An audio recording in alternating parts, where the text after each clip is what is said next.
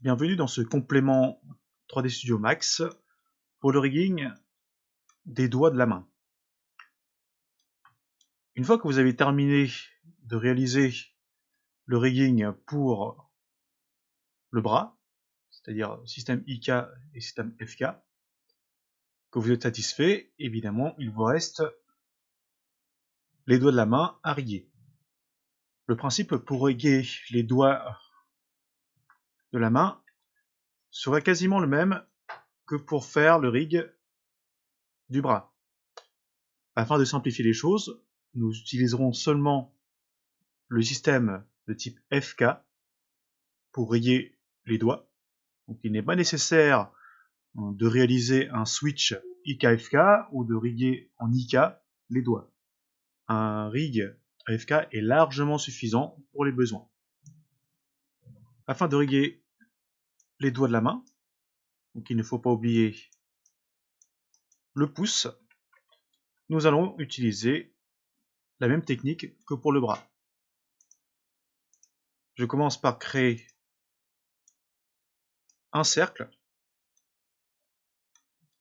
que je vais venir aligner avec la combinaison de touches Alt plus A sur n'importe quelle première phalange. Donc, par exemple, là, je peux commencer par l'index. Donc là, ce que je viens de faire, c'est que j'ai sélectionné mon cercle comme objet source.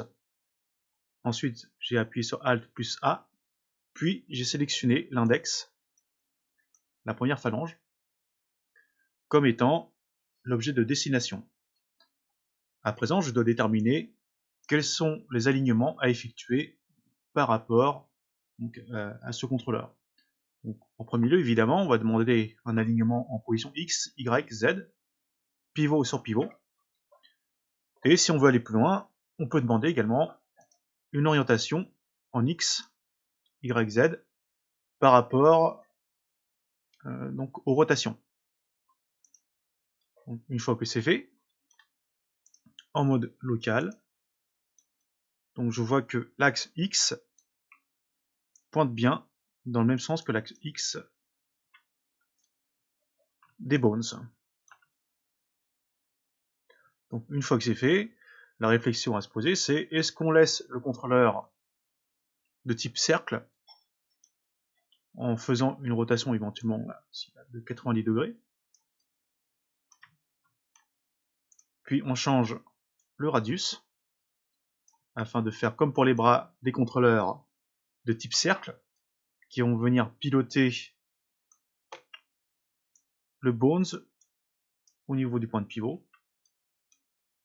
Ou alors on peut faire autre chose, on peut utiliser donc, ce contrôleur de type cercle pour le modifier et faire en sorte que celui-ci donne une forme de contrôleur un petit peu plus esthétique, beaucoup plus ergonomique pour l'animateur.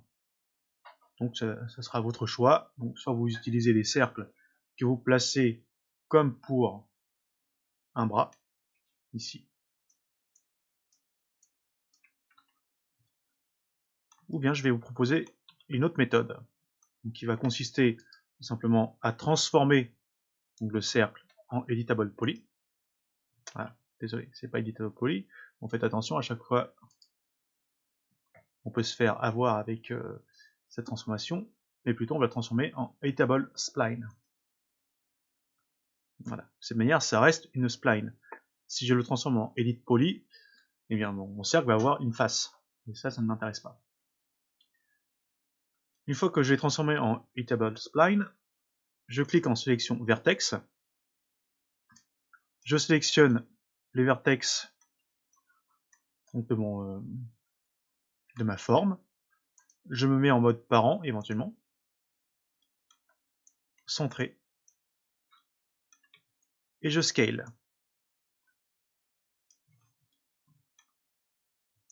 Alors.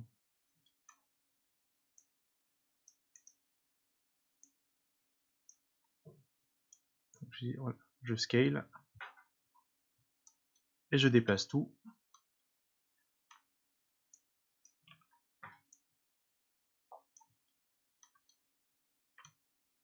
En tournant autour des objets. Le fait d'intervenir au niveau des vertex va avoir plusieurs intérêts. Le premier intérêt, évidemment, ça va être de pouvoir sélectionner les vertex qui m'intéressent, de refaire les retouches adéquates.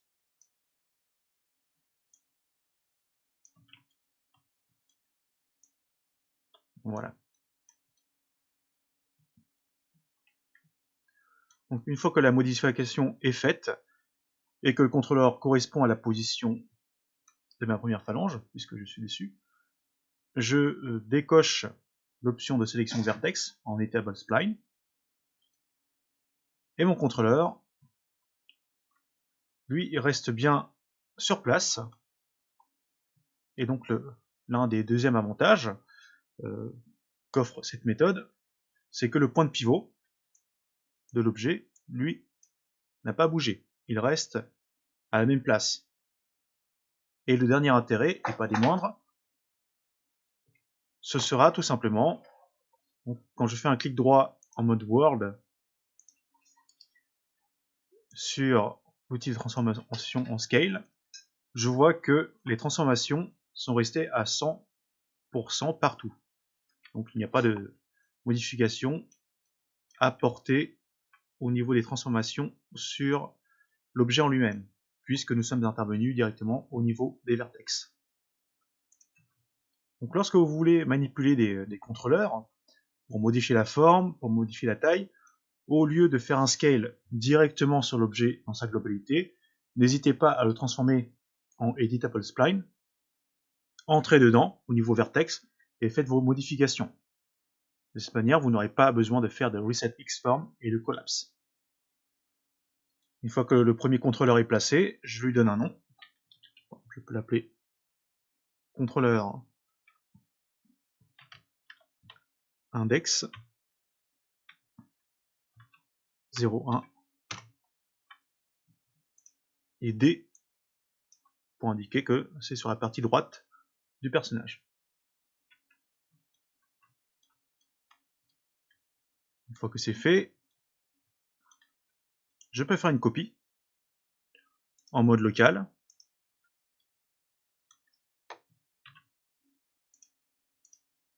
Je donne le nom tout de suite. J'appelle 2 underscore D. Et j'aligne la copie sur le prochain bone. Et si j'ai besoin tout simplement de changer la taille, je refais la même technique. Je sélectionne mon objet, je me mets en mode Editable Spline, je sélectionne les vertex, et là je vais pouvoir faire un scale avec l'axe en mode parent.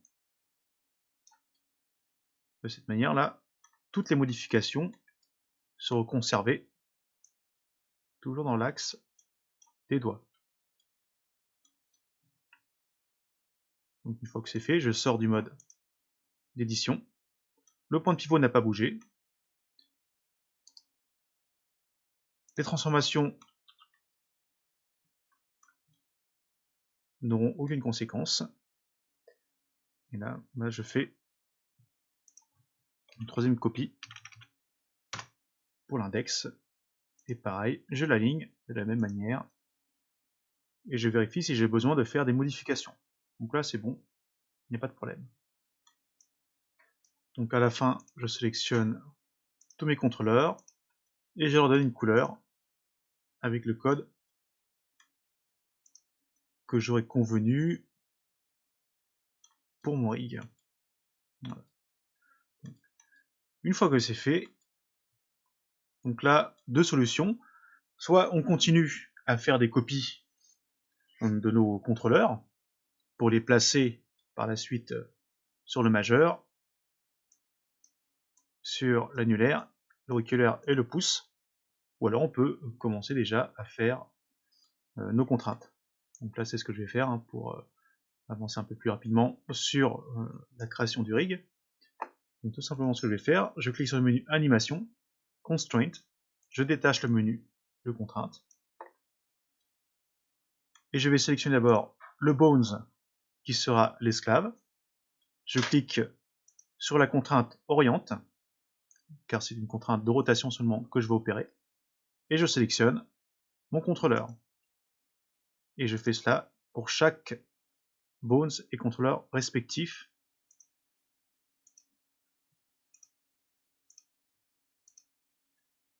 Afin de créer une réaction en chaîne. Donc, à présent, si je fais une rotation du contrôleur, cette rotation, vous voyez qu'elle n'entraîne que le premier Bones. Ce qui est normal, puisque nous n'avons rien demandé aux autres contrôleurs. Donc, et c'est là où nous allons créer le parentage, donc avec l'outil de link. Et nous allons demander à ce que le dernier contrôleur soit enfant du contrôleur du milieu, et le contrôleur du milieu soit enfant du contrôleur à la base, donc au niveau de la première phalange. Donc maintenant, si je déplace mon contrôleur, celui-ci déplace bien tous les autres contrôleurs et le doigt se plie bien en fonction d'un pli logique de doigt. Je peux également prendre les trois contrôleurs en même temps, me mettre en mode local, puis ici avec le pivot sur chaque sélection. Quand je fais une rotation, voilà ce que ça donne. Donc attention, ne tenez pas compte du skinning pour le moment, puisqu'il n'est pas réalisé, il n'est pas terminé. Donc une fois qu'on a fait ça, le principe va être le même, afin de créer les contrôleurs pour les autres doigts. Afin de créer les contrôleurs pour les autres doigts, donc je sélectionne les contrôleurs qui sont déjà créés, ou alors j'en refais d'autres, puis je peux faire une copie.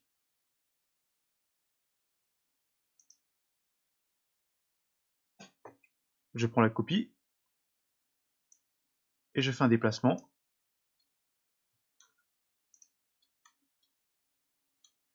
puis je réaligne chaque contrôleur avec le bones respectif. Pour faire cela, attention, là les composants sont parentés. Donc éventuellement, je peux les déparenter juste avant. Et je les réaligne de manière respective.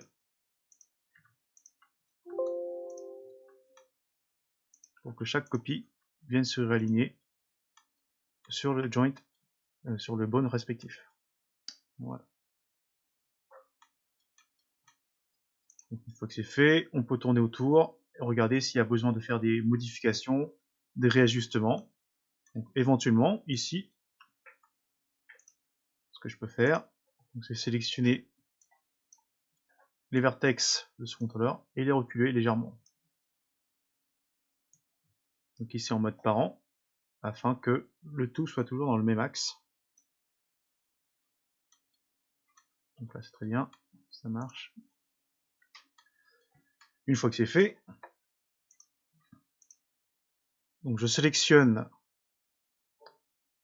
mes contrôleurs et j'utilise l'outil Tools et Rename Objects. Donc ici là, ce qui va m'intéresser, ça va être de supprimer donc là, tout ce groupe pour le changer. Mais je peux commencer déjà par la fin. Donc là je vais demander à retirer 4 caractères en partant de la fin. Ou plutôt 3, allons-y, 3. Hop. De cette manière, je reviens avec des noms classiques. Et je peux demander à ce que le préfixe ici là soit modifié. Donc je vais demander à ce qu'on retire. Donc ça va faire 5, 6, 7, 8, 9, 10. 10 caractères. Je vais retirer CTRL plus index. Ça fait 10 caractères. Et je vais demander à ce qu'on remplace ça par CTRL maj ou majeur, comme vous voulez. Et je clique sur Rename. De cette manière-là, c'est renommé en utilisant les options de l'outil de renommage. Une fois que le renommage est effectué, je refais la même chose qu'avec l'index. Je sélectionne le bones de la première phalange du majeur, qui sera l'esclave, la contrainte que je vais appliquer, puis je sélectionne le maître, qui sera le contrôleur, placé au même niveau. Et je fais ça pour chaque bones et contrôleur respectif. Et à la fin, je refais mon parentage. La question qu'on peut se poser, c'est est-ce que casser le parentage était nécessaire? Bien, tout dépend de ce que vous voulez faire, et tout va dépendre si vos doigts ici étaient déjà bien alignés dès le départ. S'ils sont bien alignés, le parentage, en effet, il n'était pas forcément nécessaire de le casser, mais pour plus de sécurité et pour bien repartir sur de bonnes bases, il vaut mieux casser le parentage afin de faire l'alignement pour vos différents éléments. Donc je vais réaliser maintenant les contrôleurs de chaque doigt de manière accélérée. Une fois que les contrôleurs sont placés correctement sur chaque doigt, on peut faire un test. Donc si le parentage est bien effectué, je fais un double clic sur le contrôleur de la première phalange et je peux faire une rotation en mode local et point de pivot sur chaque élément. De cette manière, je contrôle et je vérifie si la rotation se fait correctement. Je peux également regarder dans tous les sens. Donc, à la fin, la problématique est la suivante. C'est que si je réalise donc des mouvements du bras, mes contrôleurs de doigts restent sur place. Donc que ce soit en FK ou en IK.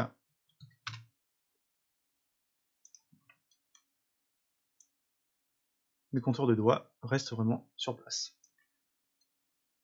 Donc la question à se poser maintenant, c'est par rapport à quoi est-ce que l'on va faire suivre les contrôleurs des doigts? Est-ce que les contrôleurs des doigts vont suivre le contrôleur du poignet en IK, le contrôleur du poignet en FK? Est-ce qu'ils vont suivre quelque chose de particulier? Quoi qu'est-ce? Bref, là c'est une vraie question à se poser.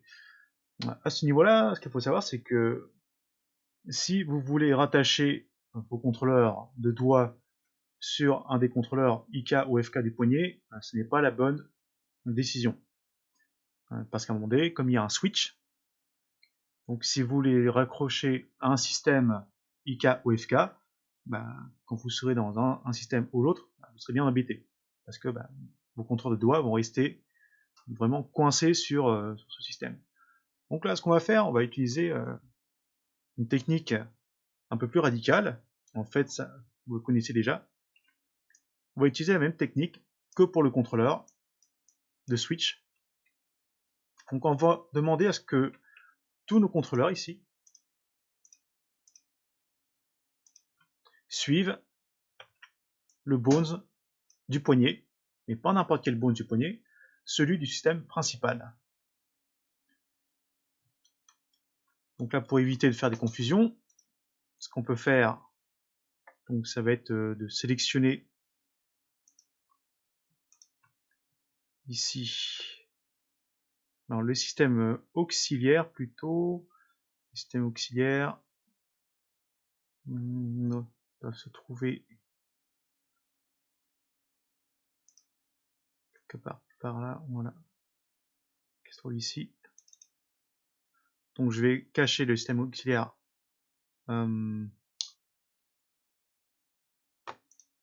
pour le bras droit. afin de n'afficher que le système principal.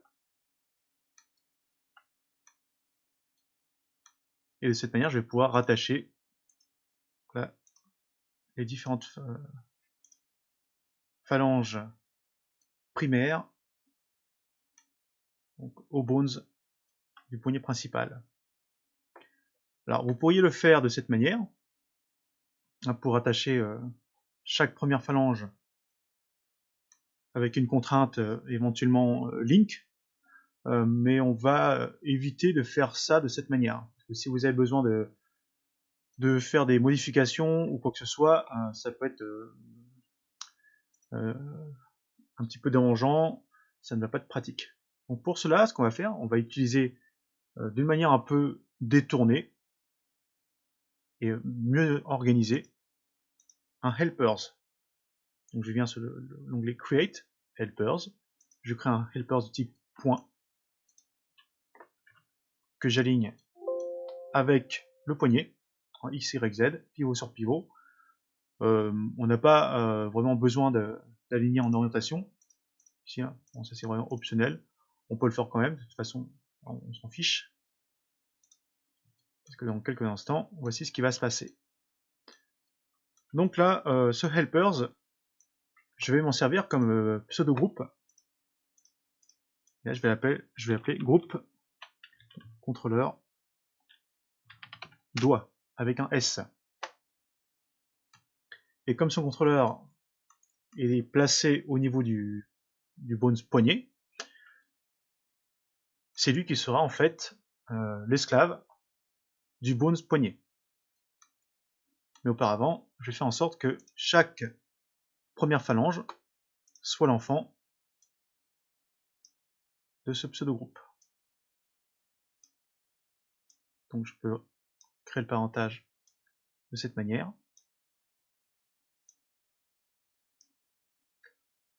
Ou alors vous le faites directement dans le Scene Explorer. Donc avantage de cette méthode, c'est que là maintenant j'ai un groupe qui va me permettre de bouger tous les doigts d'un coup. C'est mieux organisé, c'est plus clair, et là il y a vraiment un groupe. Ensuite, je vais sélectionner le bones du poignet comme maître, bon, comme il est maître, désolé, il faut que je le sélectionne après, donc je vais sélectionner le helpers pseudo groupe contrôle doigt comme esclave. J'applique la contrainte link et je sélectionne le bones poignet comme maître. De cette manière maintenant, donc si je raffiche ici là, système IKFK de mon rig, donc là si je déplace mon système donc en IK, le groupe des doigts va venir avec quoi? Et bien il va venir avec le squelette principal. Et si je fais un switch, que je passe de IK à FK, j'ai mon groupe qui va suivre avec les positions et qui va également se replacer en orientation s'il le faut. Par exemple là, comme je suis en FK, je vais pouvoir faire une rotation. Ah, ici là, je n'ai pas encore placé la contrainte rotation sur le système auxiliaire. Alors allons-y, faisons-le.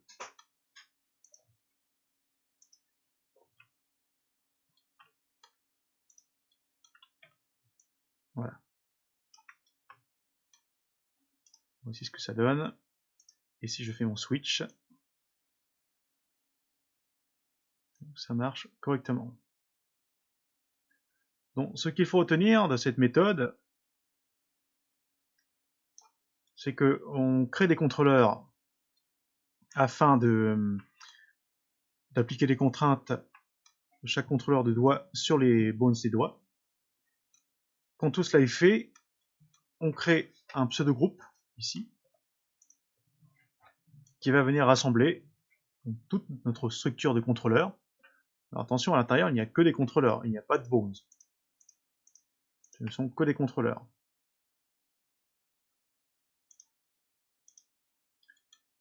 Puis, ce sera ce pseudo-groupe qui va accueillir une contrainte link par rapport aux bones du poignet principal. De cette manière, vous avez ce contrôleur, ce groupe de contrôle, le groupe des doigts, qui suivra tout le temps le poignet et qui donnera donc vraiment un résultat logique, organisé de votre système.